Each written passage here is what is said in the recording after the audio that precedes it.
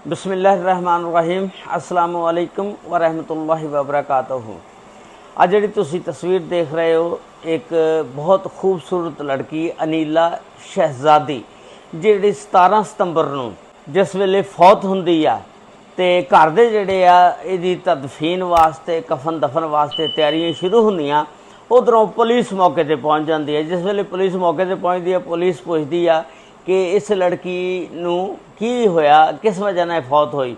उहदा शौहर कहंदा खामद कहंदा कि 5 वक्त दी नमाज़न सी, बड़ियां नमाज़ां पढ़दी हुंदी सी, तहज्जुद गुजार सी ते सुबह दे टाइम उठी आ मुसल्ले ते खड़ी आ नमाज़ पढ़न लग गई ते बस डिग गई।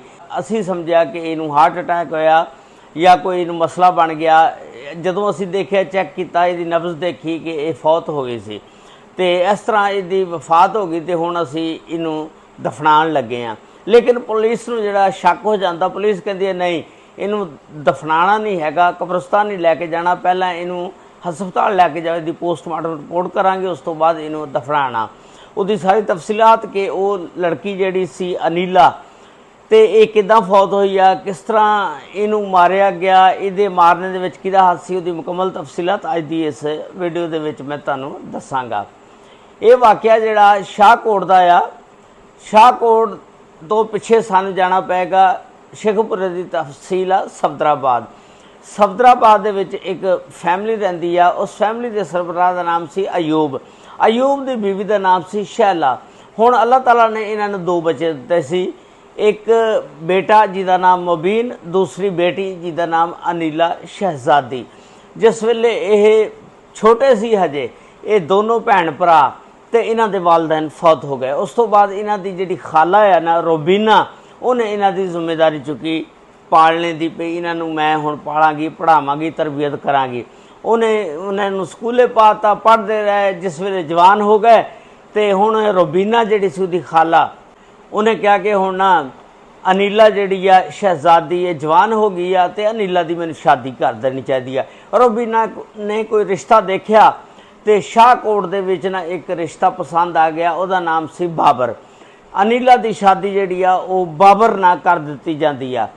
जिस वेले अनीला की शादी बाबर नाल कर दित्ती जांदी आ ते यह शादी करवा के शाहकोट आ जांदी आ अपने ससुराल दे घर, सहुरिਆਂ दे घर। हुण इन्हां दे सहुरिਆਂ दे घर एक इहदी नंद हुंदी है जिहदा नाम हुंदा गजाला, एक इहदा सहुरा हुंदा जिहदा नाम हुंदा नियामत, ते एक इहदा आदमी हुंदा उहदा नाम हुंदा बाबर। ते हुण जिहड़ा ये बाबर आ ना, जिस वेले इन्हां दी शादी हो गई, टाइम गुजरदा गया, अल्लाह ताला ने ना इन्हां नूं 4 बच्चे दिते, जिहदे विचों 3 बेटे एक बेटी। ते जदों बुरा वक्त आंदा फिर इसे तरह आंदा कि बाबर जिहड़ा ना किसी लड़की दे नाल सैट हो जांदा, उहदी एक लड़की दे नाल सैट हो जाती आ। वो जिहड़ी लड़की आ उस लड़की दा नाम हुंदा फरजाना। हुण फरजाना जिहड़ी आ उहदा बैकग्राउंड ये आ कि फरजाना एक छोटे जे किराए दे मकान ते रहिंदी आ ते उस मकान दे विच एक कमरा हुंदा ते एक बरामदा हुंदा ते इहदा शौहर जिहड़ा बंदा आ घर वाला ओह बाहर काम करदा आ सऊदीआ। फरजाना दा एक बच्चा हुंदा जिहदी उम्र हुंदी आ 10 साल ते ये फरजाना ते इहदा बच्चा दोनों इस किराए दे मकान दे विच रहिंदे आ ते उहदा शौहर जिहड़ा वो बाहर काम करदा। हुण फरजाना ते बाबर दी जिहड़ी आ सट्टी लग जांदी आ, दोनों सैट हो जांदे ने, बहुत गलत कारी करदे ने, जो भी करना हुंदा गंदा धंधा करदे ने। ते हुण ये फरजाना जिहड़ी आ ना, जिहड़ा इहदा 10 साल दा बच्चा इदां करदी आ कि जदों भी बाबर नूं बुलाना हुंदा ते वो बच्चे नूं ना रात नूं दुध दे विच नींद दीआं गोलियां पा के ते सवा दिंदी सी ते बच्चा जिहड़ा दुध पी के जिस वेले सौ जांदा सी रात नूं ते उस तो बाद ये फरजाना जिहड़ी आ बाबर नूं फोन करदी सी, बाबर आ जांदा सी, बस फिर सारी रात जो भी करना करदे सी ते बच्चा जिहड़ा उहनूं नींद दीआं गोलियां दे के सुला दिंदे सी। ते एक दिन ऐसी करनी होई कि वो बच्चा जिहड़ा ना रात नूं किते ना ओह जाग आ गई उहनूं, यानी ना नींद दे विच ही वो गोलियां की वजह नाल नींद का गलबा भी बहुत ज़्यादा सी, लेकिन उन्होंने को महसूस होया कि कोई बंदा आंदा ते आके मेरी वालदा दे नाल कोई गलत हरकत करदा। वो सुबह उठदा, उठ के अपने अबू नूं ना बाहर फोन करदा, फोन करके दसदा कि वो इस तरह मैनू कोई शक पई आ, अंकल कोई आंदे ने रात नूं ते इस तरह ते करके ते चले जाते हैं।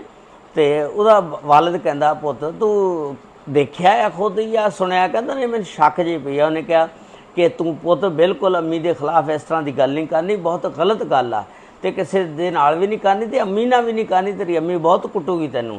तो बेटा जिहड़ा सी 10 साल का चुप कर गया। खैर दूसरे दिन की होया कि उन्हें ना फरजाना ने दुध दे विच 81 दीयां गोलियां या नींद दीयां जो भी गोलियां पाईयां पा के ते गिलास जिहड़ा सी दुध दा ओह टेबल दे उत्ते रखता। बच्चा जिहड़ा सी हुण खेलदा सी, छालां छुलां मार रहा सी, ते उन्हें कहा पुत दुध पी ला, मां ने फरजाना ने पुत नूं। ते पुत जिहड़ा सी ना वो जिस वे खेलदा खेलदा ते वो किते ठुड्डा लग गया दुध के गिलास नूं। दुध दा गिलास जिहड़ा डुल गया, जिस वेले डुल गया तो हुण पुत ने जिहड़ा 10 साल का सी उन्हें फटाफट इस तरह किया, पोची लियांदी, उन्होंने सफाई की, जगह की साफ सूफ करके एन बेहतरीन करता, पखा चलता सी, वो जदे फर्श सुक गया। हुण मां नूं नहीं पता लगा कि पिक्की इन्हें दुध पी लिया या नहीं। उन्हें कहा कि दुध पुत पी लिया? उन्हें कहा कि अम्मी जी मैं दुध तो पी लिया। उन्हें कहा चल फिर सो जा, हुण तेरे सोने का टाइम हो गया। वो बच्चा जिहड़ा सो गया जिस वेले उन्हें कॉल की बाबर नूं, अपने यार नूं, ते बाबर जिहड़ा आ टप गया। तो हुण बच्चा जिहड़ा सो गया, जिस वेले रात नूं बाबर आया तो उन्हें देखा कि ते बच्चा सुता पिया ते नाल उन्हें गलतकारी शुरू कर दी। तो जिहड़ा बच्चा सी उन्होंने किते ना जाग आ गई। उन्हें वेख्या, उन्हें देखा कि मेरी अम्मी जिहड़ी आ बिल्कुल नंगी आ ते अंकल भी आ, ते वो अखां हल्कियां जिहियां खोल के वेखदा, फिर मीच लैंदा, ते फिर वो ना सुबह जिस वेले उठदा, उठ के अपने अबू नूं फोन करदा बाहर, जिहड़ा उन्होंने कहंदा कि इस तरह अम्मी नूं मैं राती अपनियां अखां नाल वेख्या। तो वालिद नूं बड़ा गुस्सा चढ़िया। उन्हें चुक्या फोन, चुक के ते फरजाना नूं कीता। उन्हें कहा कि तू इस तरह कौन आ जिहड़ा बंदा आंदा रात नूं ते किहदे नाल गलत हरकत करदी? वो कहंदी तुहानूं शक होई आ, तुहानूं बच्चे ने कितों बाहरों सुनिया होना ते तुहानूं दस दित्ता। उन्हें कहा खबरदार बकवास ना कर, मैनूं सही सही दस। तो खैर वो ना मन्नी। उन्हें कहा कि तैनूं मेरे ते यकीन नहीं हैगा ते तैनूं अपने बच्चे ते यकीन है, तो जिहड़ा बच्चा छुट जा उन्होंने अजे की पता हैगा। खैर वो इस तरह बोलदे बोलदे तलख कलामी हो जाती है। तलख कलामी हो गई, उस तो बाद फिर वो फोन दे विच ही कहता मैं तैनूं तलाक देती, तलाक हो जाती है। उस तो बाद वो बंदा घर फोन करता अपने भरा नूं ते भैन नूं कि मेरे बच्चे ने लिया, इहनूं बाहर कढ़ दिओ, ताला मार दिओ। उहनूं बाहर कढ़ दित्ता जांदा, ताला मार दित्ता जांदा। फरजाना जिहड़ी अपने भरा दे घर चल जाती है, जाके फिर उत्थों बाबर नूं फोन करदी है। बाबर नूं कहंदी है कि तू इस तरह करके तलाक दे दे अपनी बीवी नूं ते मैं तेरे नाल निकाह फिर करांगी। हुण बाबर जिहड़ा छोटी छोटियां गल्लां तो अपने घर लड़ाई इन्हें पा लई, क्योंकि इश्क दा भूत जिहड़ा सी सवार सी, ते बच्चियां नूं मार कुट, बेगम नाल लड़। आखिरकार एक दिन इन्हें इस तरह किया कि जिस वेले वो सुबह का टाइम होया, इन्हें ना फोन चुके तो ये भरा नूं मुबीन नूं कीता, ते मुबीन जिहड़ा सी वो फोन नहीं सी चुकदा। इन्हें फिर किसी लड़के नूं 17 सितंबर की गल आ फोन किया। उन्हें कहा कि मेरी गल मुबीन ना करा। इन्हें मुबीन नाल गल कराई 17 सितंबर नूं अनीला दे भरा दे नाल। बाबर ने कहा कि तेरी भैन जिहड़ी है सुबह उठी सी, तैनूं पता नमाज़ पढ़दी है, नमाज़ पढ़न वज़ू करन वास्ते उठी है, तो मसले ते डिग गई तो फौत हो गई आ।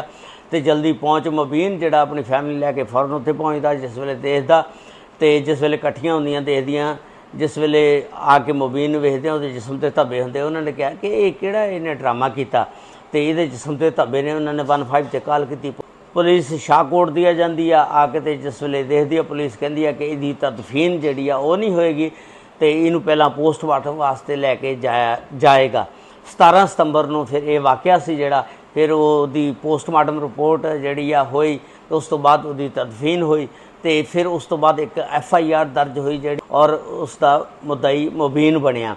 और FIR जिहड़ी आ ओह बाबर ते उहदी भैन गजाला ते नियामत ते दर्ज हुई। तो हुण जदों ये पोस्टमार्टम रिपोर्ट आएगी उस तो बाद पता लगेगा कि इसका की बनिया।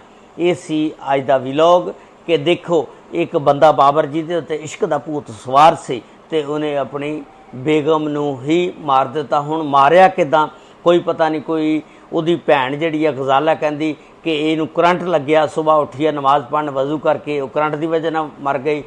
तो भरा कहंदा जिहड़ा मसले ते खड़ी सी नमाज़ पढ़न लगी तो उत्थे डिग गई आ, तो वो बयान नहीं सी रलदे। इस वजह नाल फिर उन्होंने 15 ते कॉल की, पुलिस आई, पुलिस ने परचा दर्ज कर लिया। हुण देखिए की बनदा।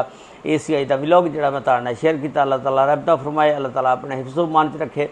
अस्सलामु अलैकुम व रहमतुल्लाहि व बरकातहू।